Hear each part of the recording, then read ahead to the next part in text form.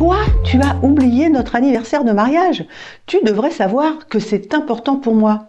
Pourquoi cette couleur alors que tu sais que je déteste le bleu? J'avais besoin que tu me soutiennes. Si tu m'aimais, tu devrais savoir que c'est capital pour moi.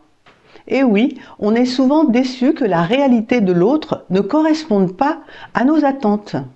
On voudrait qu'il nous comprenne mieux que nous-mêmes, qu'il retienne ce que nous lui disons, qu'il lise dans nos pensées, qu'il anticipe nos désirs. Mais s'il le faisait, on lui reprocherait sans doute de ne pas nous surprendre. Oui, nous sommes des êtres complexes, cintrés d'ambivalence. Nous voulons une chose et son contraire, être surpris et rassurés par la routine. Nous appelons amour ce qui relève de l'impossible, satisfaire dans le bon timing et la juste nuance l'attente mouvante de l'autre. Donc non, si tu m'aimes, tu ne sais pas forcément tout de moi. Même un psychanalyste ne sait pas tout de vous. Par ailleurs, il est préférable pour que votre couple reste amoureux, que votre conjoint ignore certaines choses.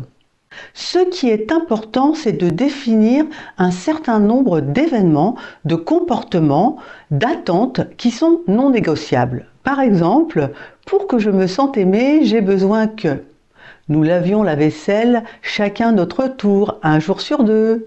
Chaque soir que nous discutions 10 minutes de nos projets. Que nous déjeunions ensemble le matin. Que tu ne me parles jamais de tel sujet, etc. Plus les attentes sont précises, mieux elles seront satisfaites par l'autre. Parce que l'autre n'est pas dans notre tête. Il n'a pas non plus la même représentation du monde que vous.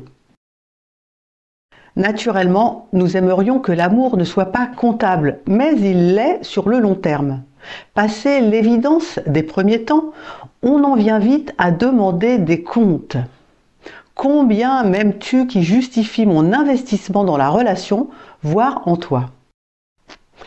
Aimer quelqu'un, c'est à la fois le confort de le connaître et l'étonnement de le découvrir.